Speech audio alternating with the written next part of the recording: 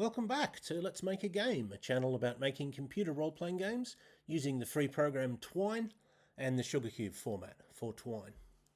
In this video, I would like to continue my series on using the fighting fantasy rules to create a Twine game, more specifically a Twine game which uses the Sword and Planet subgenre of science fiction. And more specifically, I would like to talk about and show you my notes. I said last time that I had a very vague planned outline of how the story would go. Every gamebook story outline has to be, in a sense, vague because, of course, what happens has to change depending on the player's choices and random chance. If that's not true, then it becomes what we call railroady. It becomes a railroad, meaning that the same things happen regardless of what you do. And a lot of the what's attractive about a game book is lost if you do that. You would be better off writing a story. So you have to have an outline that's vague to some extent, but my outline was very vague. It wasn't sort of ready to start writing paragraphs. I think I said basically that I was planning that you start in a jungle, you meet a group of alien hunter-gatherers who are in appearance very roughly based on the Na'vi from the Avatar films. You then make your way to a city where there are humans, and you meet the person that you fall in love with, and then the rest of the story is you overcoming obstacles to being with your true love, which is the core plot of a lot of Sword and Planet stories, or at least it always seems to always involve very quickly falling in love with an alien, traditionally an alien woman. Traditionally, it's a male main character from Earth who falls in love with an alien. Well, an alien in the sense that she's from the planet to which the main character goes, but she's sort of human in effect. In John Carter, in the Barsoom series, that is, it's a bit strange because the Martians, the red Martians, the human-like Martians, lay eggs, but somehow that doesn't stop John Carter having a child with one of them. So in a lot of the others, they're just the love interest is just straight up human. They don't do the sort of alien thing.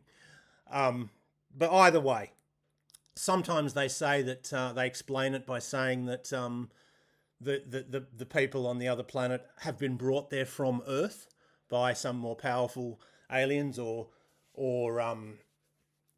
perhaps their ancestors colonized Earth or something like that. There's some sort of explanation for how that could happen. I think Edgar Rice Burroughs, the author of the Barsoom series, either didn't know how implausible what he was writing was, or correctly assessed that the readers wouldn't know or wouldn't care.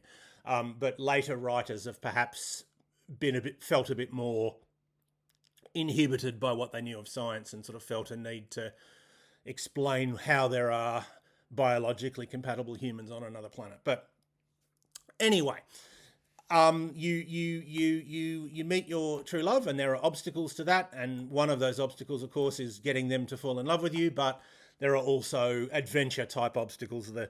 Your true love gets kidnapped, or something like that. So that was what I had. That was a very vague sort of idea. I hadn't even really written that down. But of course, we have to get from that vague idea to a usable, to a a set of notes that is sufficiently detailed that we can turn it into individual entries. We can start to say, right, A leads to B, C, or D, and C will do this, and D will do this, and both C and D will lead to E, and so on, right? We need to be able to set out the paragraphs. And in my experience, every time you start setting out the paragraphs, you will change what happens from your notes, but you need something to go on, right? You will inevitably go, yeah, that's a bit wordy, or I can't think of a plausible way to make this happen, and you'll go back and change it, but you need something to start from. It is extremely difficult, if not impossible, to just sit down and start writing paragraphs and expect to have a coherent story. Some people might be able to do it. I personally find it difficult to impossible. You may be different, and if you are, that's great. I'm not. I would hate to prescribe a particular method of writing. I don't think there is a single best method of writing. I know of famous writers, who have very, very different methods. I know, let's see, James Joyce was lucky if he wrote 5 words in a week, whereas there are other writers who wrote several thousand words a day and would just sit down at the typewriter. These were people who were in the days before word processing. They would just sit down at the typewriter and sort of bash it out in a fever and then send it off. So, which one's right and which one's wrong? Well, they're not right and wrong. It's what's right for you. So this is a method of writing. It's not the method or the best method or the most common method. It's just simply a method of how to get from a sort of vague idea to something usable. And I emphasize that I'm not at something usable yet. I'm at a stage where I can start coding some of it, but I certainly am not sort of finished with this, with the writing stage, and I will be going back and forth from between the two rather than doing all the planning and then doing all the coding. A, because that's what inevitably happens anyway, and B, because that will make for more interesting videos, and C, because that's a lot more interesting to me to sort of change from one type of work to the other. It makes it a lot easier to motivate myself. And D, because when you're going from your notes to writing things up, that will give you ideas, and then that will make the planning better anyway. Because inevitably, you should think about, when you're writing the notes, you should think about how it's going to work in paragraph form. But once you're actually putting them in paragraph form, inevitably you will notice things that you didn't notice before. You should try as much as possible to think about how the paragraphs will go, and you might even start numbering the paragraphs or giving letters to them or whatever. But you will notice problems when it's time to actually turn them into paragraphs. So I know of, broadly speaking, 2 ways to write a story, and this applies whether it's whether we're talking about a choose your own adventure style story like this one, or whether we're talking about a sort of normal story. Broadly speaking, there are 2 ways of doing it, and you might call those writing from the top down and writing from perhaps the bottom up, or writing from an incident out. So what I mean by that is, let's make a blank line here. What we're looking at here is my my page of notes that I keep for this project. These 3 ones are things that I noticed in the last video that I recorded, and I haven't done them yet. They are at the top because they're the ones that sort of need to be done most urgently, I guess, or they're the most sort of They're the most specific ones that I'm not gonna sort of change. They're not ideas. They're specifically, I need to do this stuff, definitely. And so that's up the top, and more sort of speculative stuff is down the bottom on average. But yeah, it's just a normal text file. You don't need a specific bit of software. Even a Word document is probably too fancy. You can use a Word document if you want. I find that you very rarely need to talk about italics or underlining, but if you do, you can just indicate them like this. There's a similar one for italics. I can't remember what it is. I usually use just the code that you would use, and it's automatically turned them into capital letters, which is a bit annoying. Oh, goodness. This is a different computer to the one I normally use. So normally it wouldn't do that.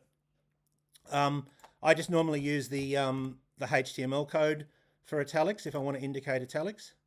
Yeah, those of you on a Mac, that's an annoying feature of this this program, which I've just discovered. So, but anyway, it doesn't matter because the tags don't have to be the correct ones. It's just for my memory. So yeah, you can use a text file. Obviously, if you prefer to use something else, but you don't need anything fancy. And I separate ideas usually with these just 3 equal signs to sort of indicate that this is one.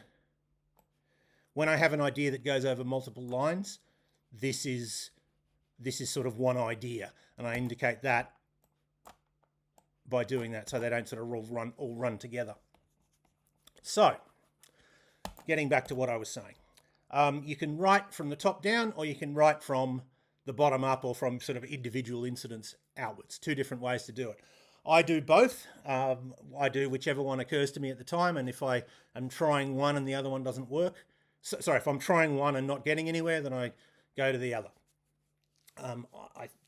I think they're the only 2 methods that exist, but there may well be others, but I don't know of them. I've never read of them anyway.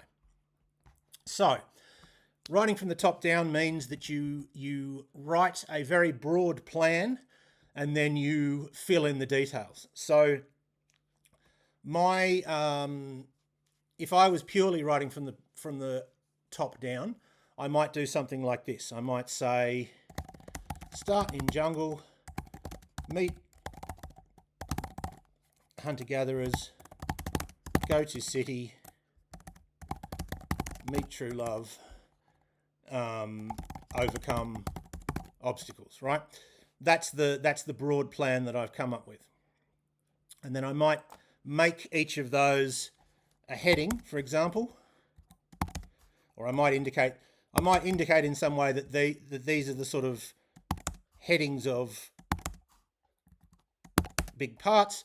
And then I might look at this and say, overcome obstacles. Okay, well, you can use the tab key, which is what I did then, to indent things, and that makes it clear that this is it makes it clear that whatever I write here is a sort of sub-heading of this bit. And so similarly, if I go here, it's easy to see that this is an example of meet true love. This is an example of overcome obstacles. Another way I might indicate headings is capital letters. So I might go start in jungle, and then when I'm writing sub stuff, I write that in lowercase.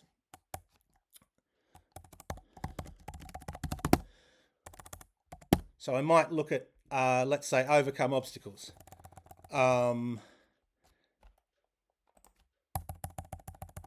Let's say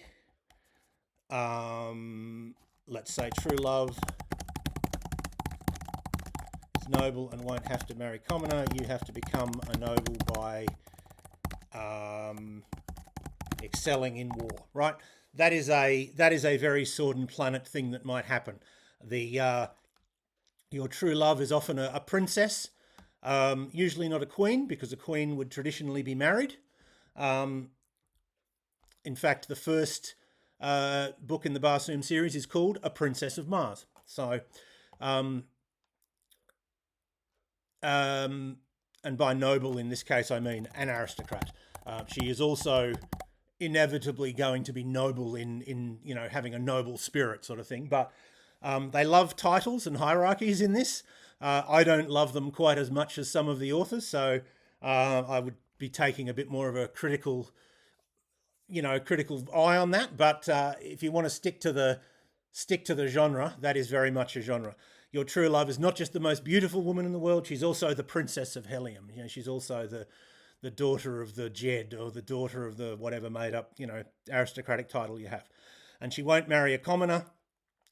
And traditionally, the hero is not a social critic, right? A modern person confronted with that, someone who said, well, I am of the true blood of da-da-da-da-da, and I would never marry a commoner, would say, well, that's you're the product of a backward society, and it doesn't matter, and if you think it matters, then that's going to be a problem, and it makes me not like you as much, right? That would be our response. That would be my response and your response if we ended up on another planet. But the hero of a Sword and Planet story generally doesn't do that. They're not critics of the society in which they find themselves. They accept this stuff and go along with it. And they say, oh, well, you won't marry a commoner. Well, how then may I become a noble and marry you? And then you might learn, because often these societies are very martial societies. There's often a lot of warring and feuding going on, so that the hero can have opportunities to swing his sword. Often you might say, well, if you excel in war, if you join the army and do really well in a war and become a hero, then you can be ennobled. And so the hero, rather than going, well, I'm not going to die for you, just because you've got some weird hang up about commoners, will go, right, well, that's what I'll do then, and so that could be a subheading of that. And I might come up with another one. True love is kidnapped, and then I ask myself, who by? Often there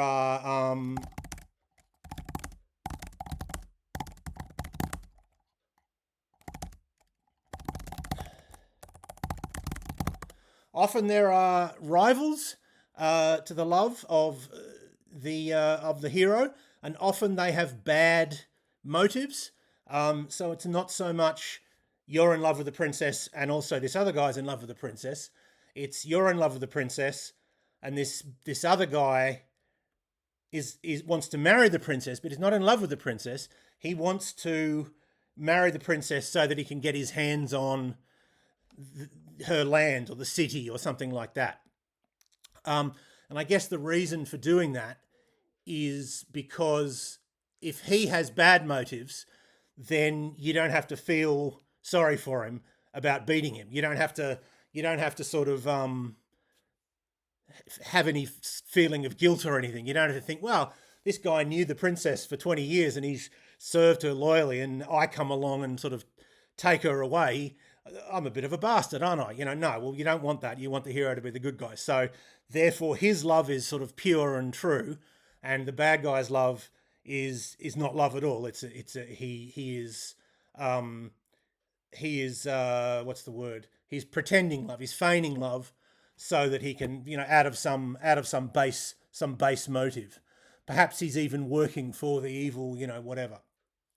And that way you don't have to feel bad, and you can end up having a sword fight with him and killing him, because if it doesn't work, he'll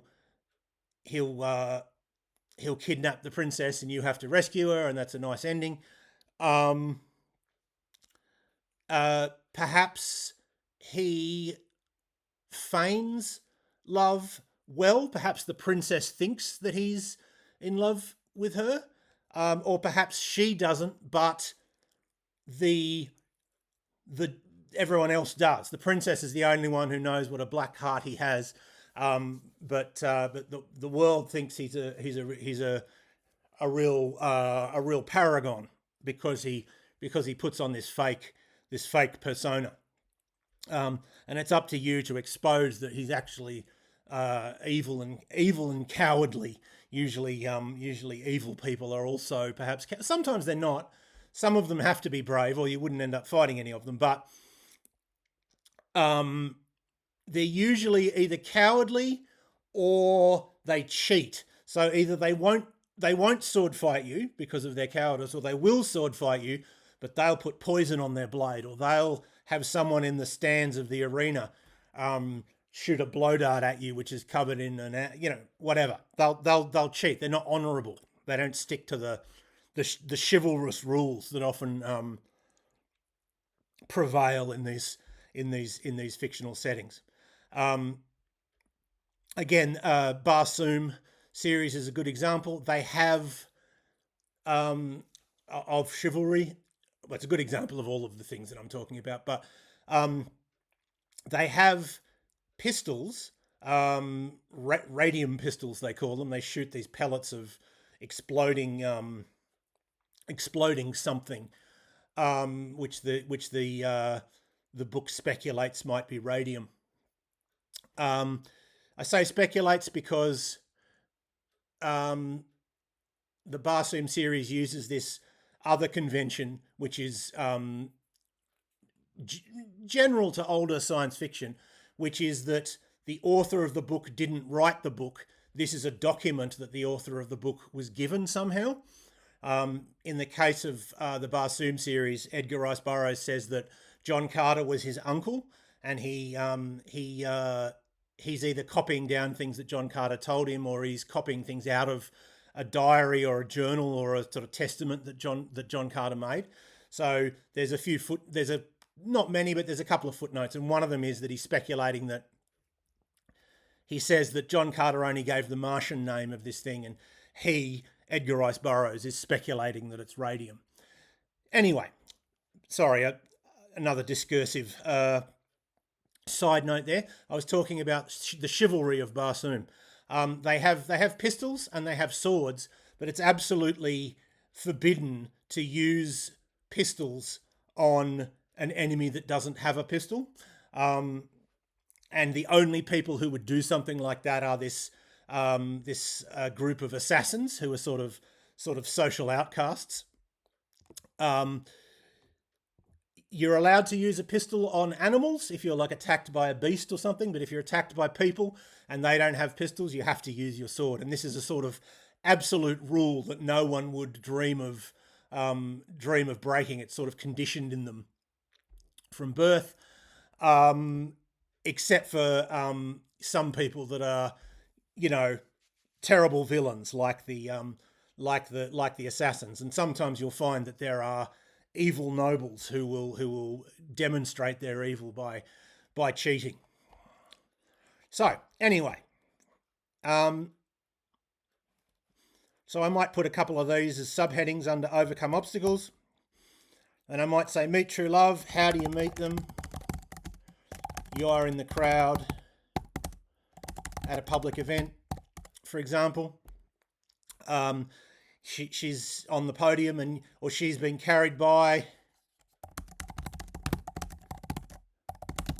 I can't remember what those things are called, but those things where you have four people carrying this sort of there's a sort of box with a curtain, and people sit, usually sort of aristocratic women sit in the thing, and there's like cushions in there and there's a curtain and they can sort of look out through the curtain. I don't know if they're things that were ever in common use, but you see them in old movies a lot. And often there's a beautiful woman being carried in one of these, and she has a chance meeting. She happens to be looking out into the crowd and she sees you in the crowd. That's how your eyes meet, and you become sort of fascinated with each other. And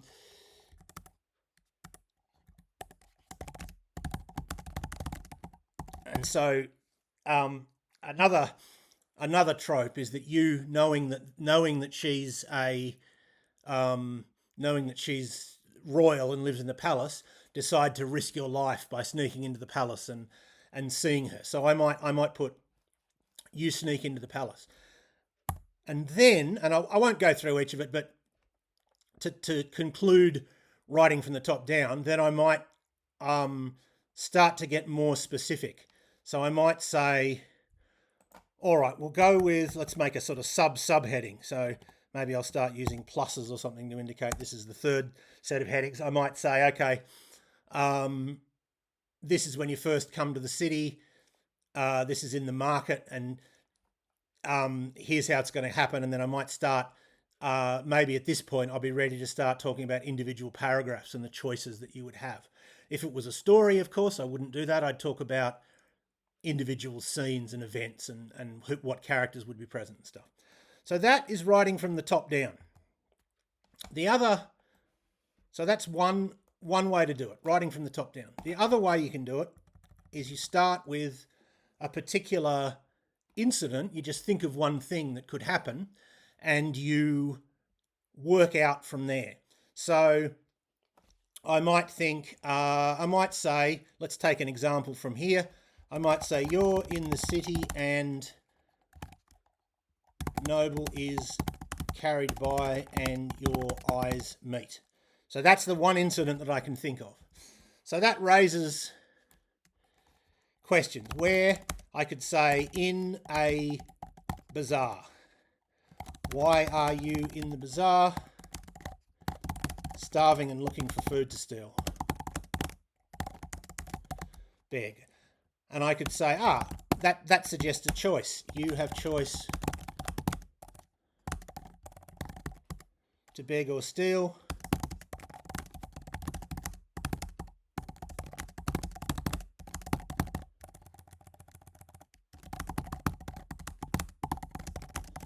So that was just something I thought of just then. Why are you in the bazaar? Because you're starving and looking for food to steal, or you're trying to beg. And then I thought, well, that could be a choice, couldn't it? Because we have to have choices because we're doing a game book. You have choice to beg or steal. And I could say beg or steal or look for work, for example. If you're begging and she sees you, she might be disgusted or offer you a job. There's a possibility for a role. Perhaps if we had a charisma stat in our game, we might say at this point you would roll against charisma.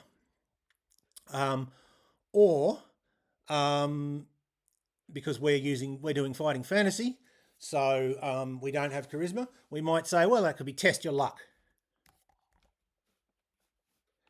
So I could add to that. So what I'm doing is sort of adding more details to this incident, and we've gone from you're in the city and Noble is carried by and your eyes meet.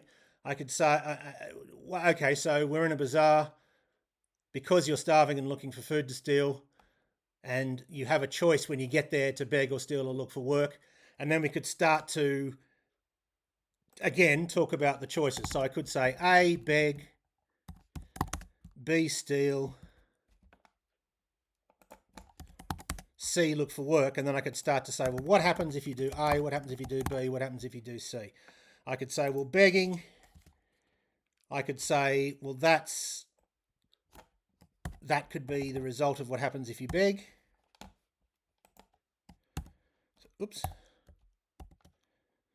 That didn't work. Sorry. It's all right. I'll just...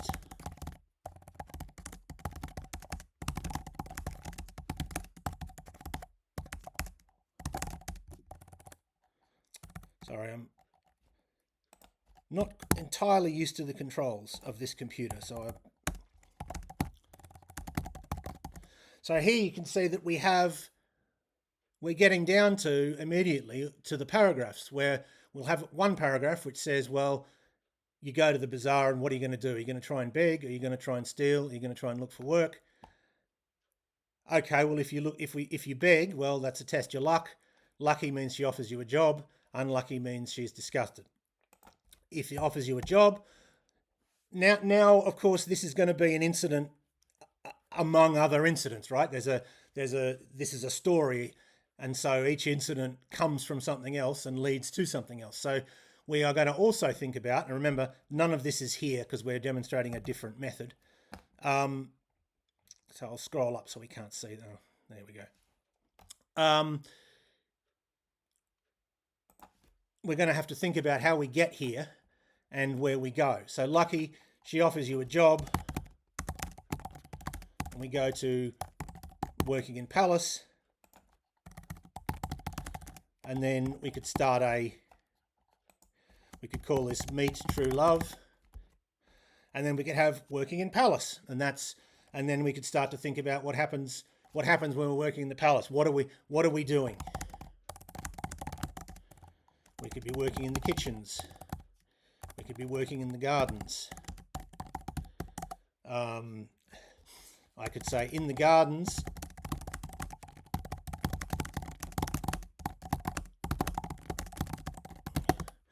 so for example, if she's a princess, she might go walking around the walled gardens at night or in the evening.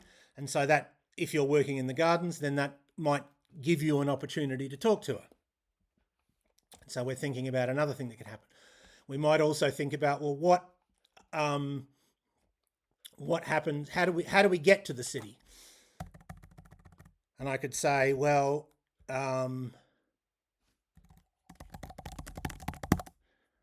so I could here I could say, well, we could have other incidents before we get to the bazaar. So we could have looking for a place to sleep, and I could say, if have money, then such and such happens. If not, then such and such happens. So if you have money, then you can go to a tavern, an inn or something like that. If you don't have money, well, you're going to have to sleep on the streets. And so that creates two more subheadings. And then I could think about, well, what happens at the inn? You pay money and you could, meet contacts or something like that. And of course, this creates ideas about what happens before that. Well, what determines if I have money? Do I start with money and there's opportunities to spend it, or there's people who might rob me on the way or something like that? Well, that would be a very fantasy sort of way to start. But in this particular story, that doesn't really make a lot of sense, because you might have money in your pocket, of course, when you come to the other planet, but it's not going to be the local money, is it?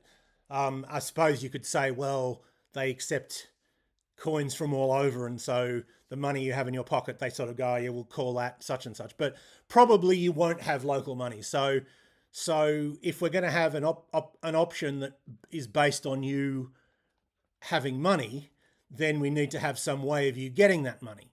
So that raises a previous one. How do you get money? And so on. And so you can see that we started with, you're in the city and the noble is carried by and your eyes meet.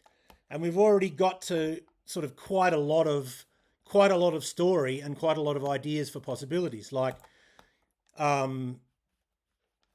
this happens, you're in a bazaar, you have various choices about what you're doing in the bazaar before she comes along.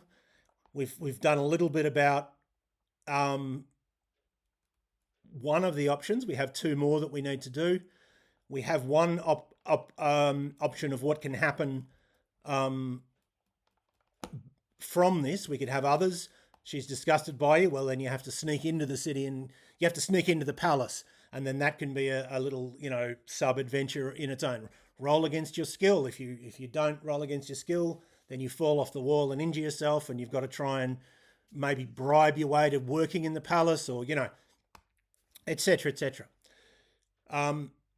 So those are the two main methods that I know of creating a story, and that applies to normal stories as it does to game books, with the obvious difference that game books need to have choices and different paths that you can take.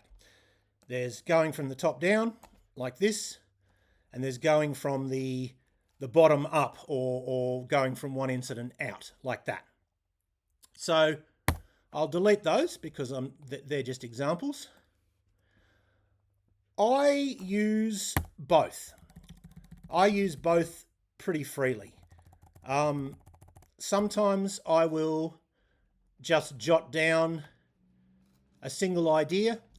So here I says, we'll later learn names of some of these colours: Ulfire, Dolm and Jail. These are just taken from the novel A Voyage to Arcturus.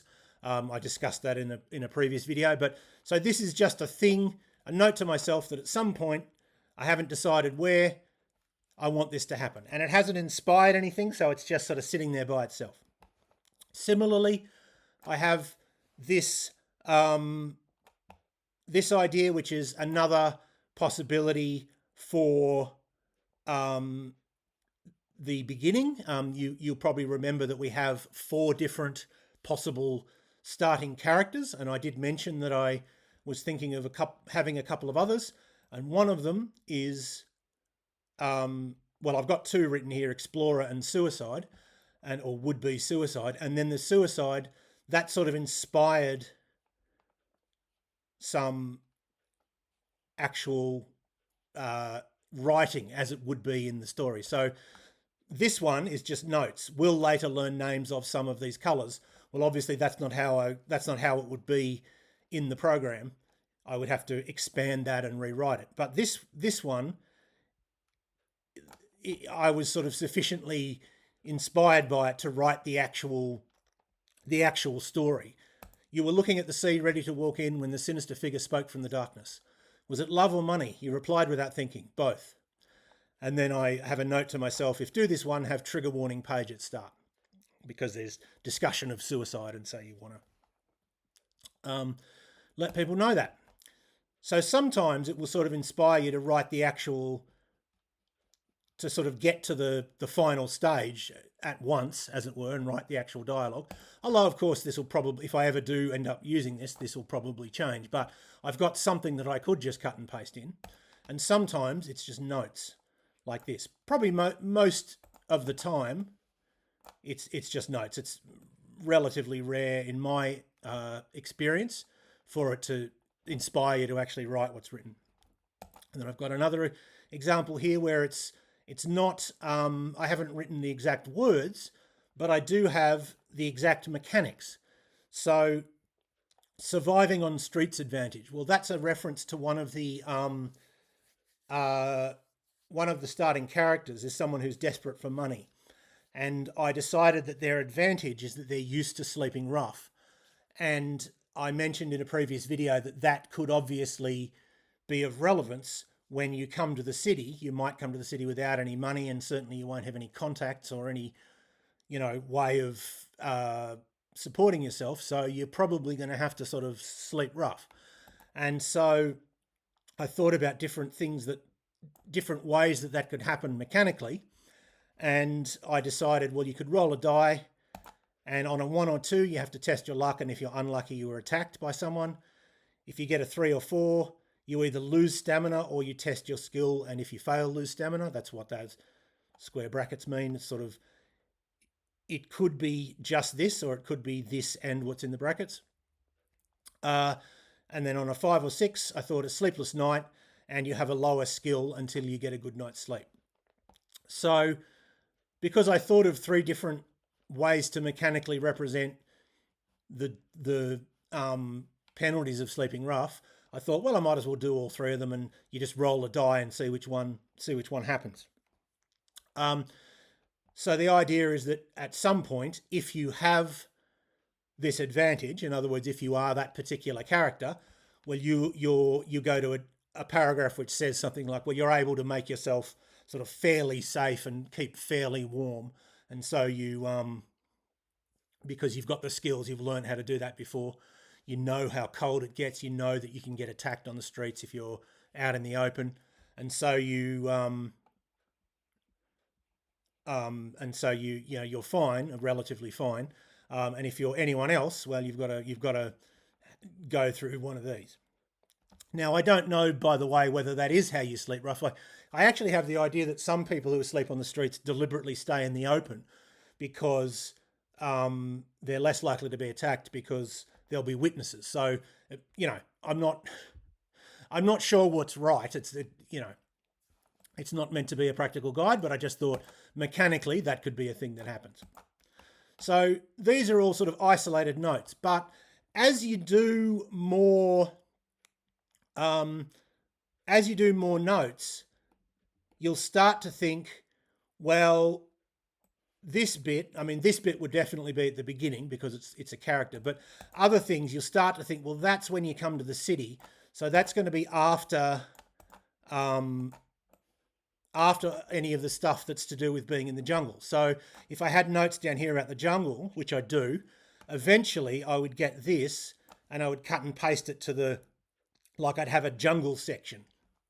And so the notes would start to be in order, and then that would start to suggest links between them, and it would become less and less a series of individual points and more a series of, or more and more a single plan, or at least it'll start to become sections.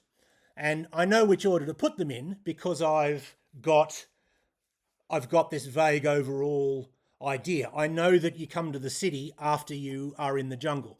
So therefore I know that you're not surviving on the streets and then you go to the jungle. I don't have to think of a way to link them that way. I have to think of a way to link them the other way.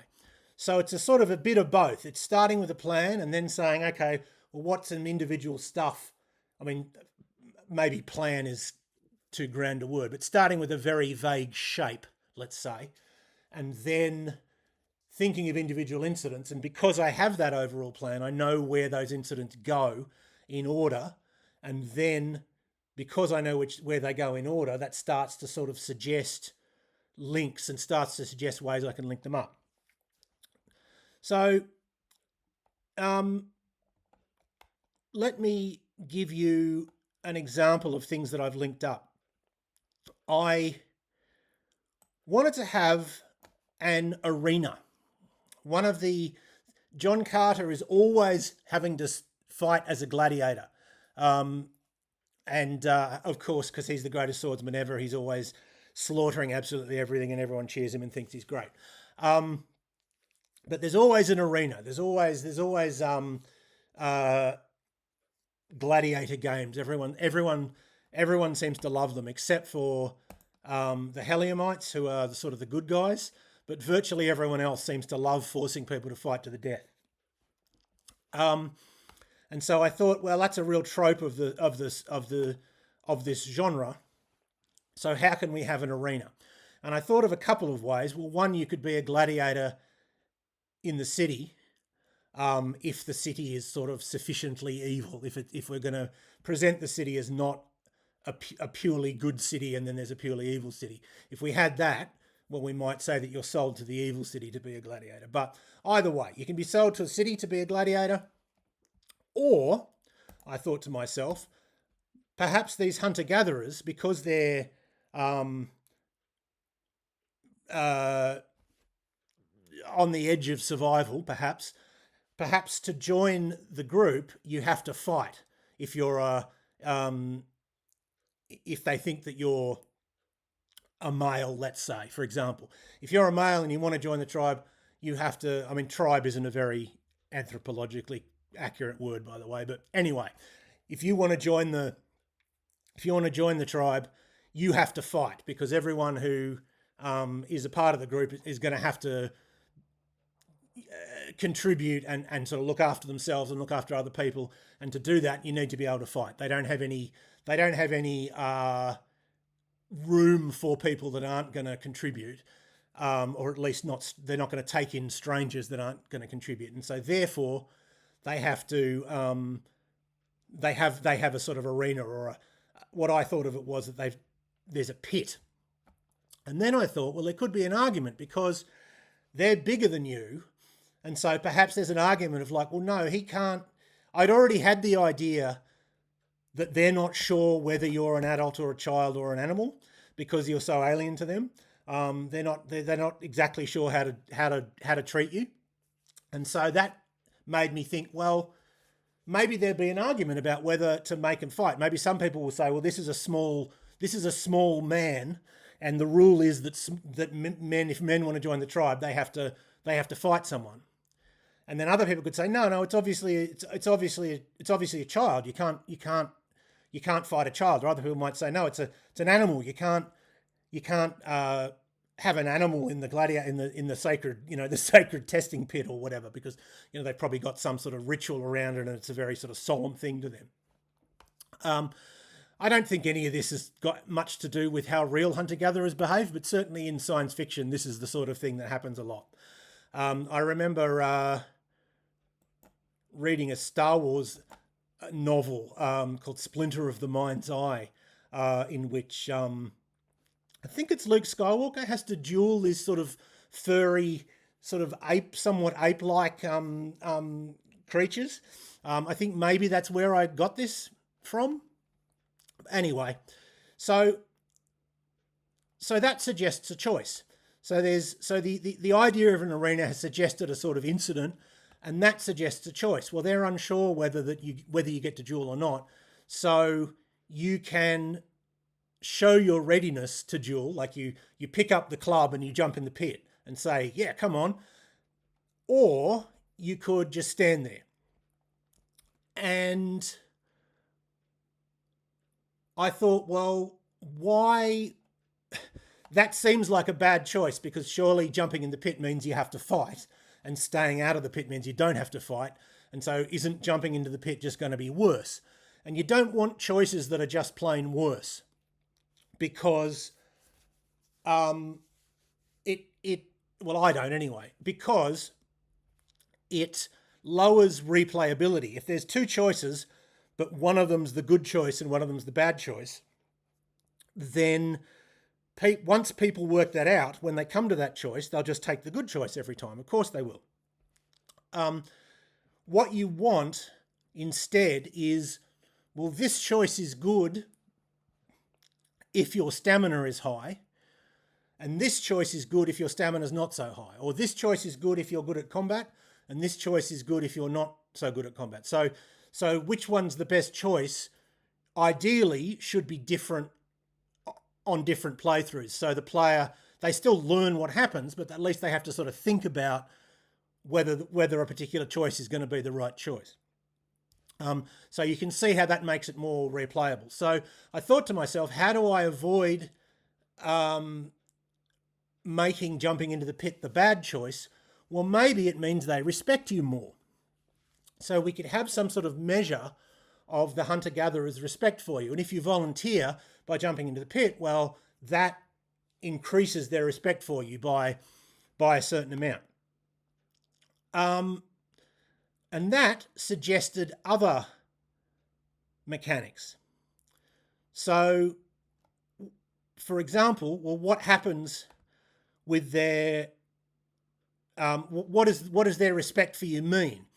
Well, the first thing I thought was, I won't go through these notes I won't go through every one in order because there's quite a lot, and this has already been a reasonably long video, but I will talk about this, the ideas that I got from having the respect for you mechanic. So if their respect is really high, then maybe they've been talking about you, and a human comes from the city to where the hunter-gatherers live. So perhaps they trade with some human traders or something like that, and because they think you're so great and you're the sort of exciting thing that's happened to them lately, they've been talking about you, and so this human comes to meet you, and and therefore you can go to the city more safely than if their respect for you was low and you had to go through the jungle and risk animals and stuff.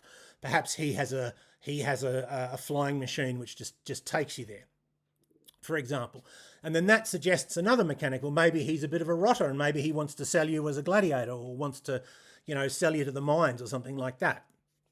Or maybe he's a good guy and he wants to introduce you to the princess. Maybe that is something that depends on testing your luck to see what he does. But I thought of other things, like if you get lost in the jungle, the chance that they come and look for you will depend on their respect for you. And if you're lost, you have the choice of, you can stand still and hope that they come and get you, or you can set out and try and find your way back. And if their respect for you is high, again, this is making a choice that's not a good choice and a bad choice. It's a good choice if, and a good choice if something else. If their respect for you is high, well, staying where you are is probably the right choice, because they'll probably come and get you, and you won't lose any stamina or anything. But if their respect for you is low, they won't look for you, and you'll lose stamina and then have to make your own way anyway. So that is, if their respect for you is low, then staying and waiting is the bad choice. Similarly, and then I thought of what's other ways to increase or decrease their respect for you. Well, you can go hunting with them, and then whether things go well or badly, they sort of blame it on you or credit it to you for being good luck or bad luck, and so on. There can be a ritual where you can sip from this cup, and if you drink a lot, you regain stamina, but their respect for you goes down. If you only take a little sip and pass it on, then their respect for you goes up, because that's what you're meant to do in the ritual. And so you can see that a single idea, arena, kind of spread out to be quite a lot of different things. And because I already had this basic shape, I knew the order that it happened. I knew that, well, you have to get from the jungle to the city somehow. Well, if their respect is really high, then they've been talking about you, and someone comes and offers to take you to the city, and so that could be one of the rewards of a high respect. The other rewards could just be that when you leave, if their respect for you is high, they give you more gifts. If their respect for you is low, they just sort of say, yeah, bye.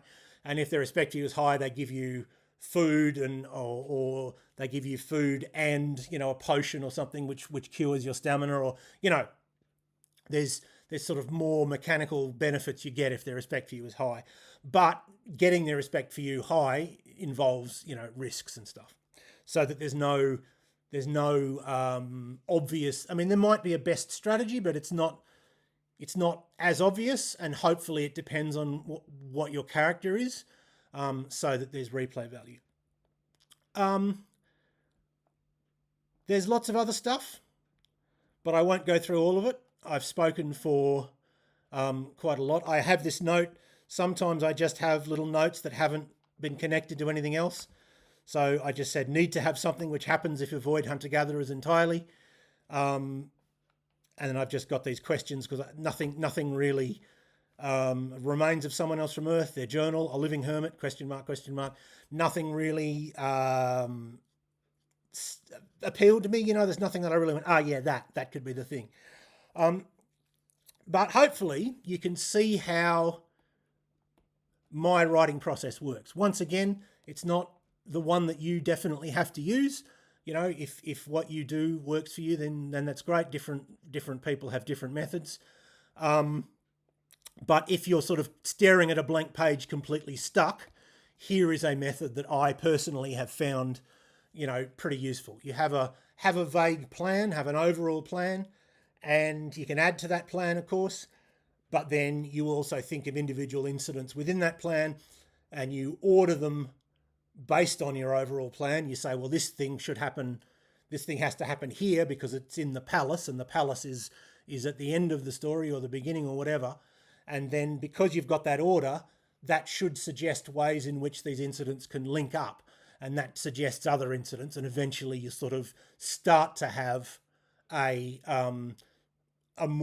something that more resembles a story rather than a series of ideas for a story. And of course, the next stage, well, yes, but the next stage is coding, with the caveat that it's not so much you do this and then you code. It's more you do this a bit and then you code, and then the coding might give you more ideas. And so you go back to this. You might want to type it out, or you might just want to sort of do your new ideas straight into code. But you're sort of going back and forth, at least in my experience. It's not finish this bit and then move on to the coding. It's sort of do a bit of this, then code, and then that should give you more ideas, and then maybe you'll go back here, or maybe you'll go back to coding.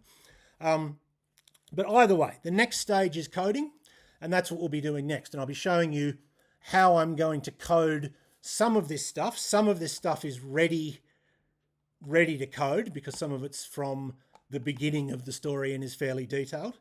So I'll be coding it, but it'll be like you might have two choices, and one of them takes you to a place where it just says, I haven't written this bit yet, sort of thing. So there's some bits will be filled in, and other bits will just be sort of, yeah, something happens here and I haven't written it yet, kind of thing. And I will be coding it in a different way to the default way that Twine works.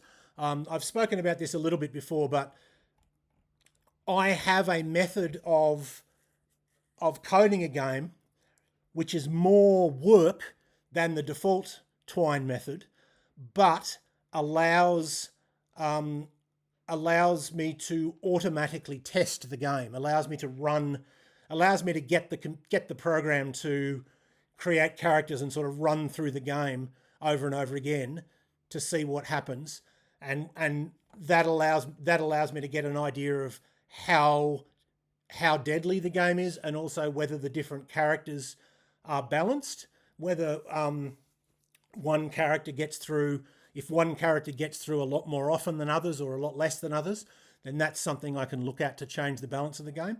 And if I'd done the default way, it would be a lot more difficult to do that. I would have to do it by just running through the game myself, which I will do as well, of course, but automatic testing is a lot quicker, and you get, in some ways, quite good results. Although you should do both, because they're good for different things. But yeah, so I have a different way of coding it, a non-default way of coding it, and that's something we'll look at in the next video. But for now, I hope that was useful or interesting to at least some of you, and I hope you will tune in next time.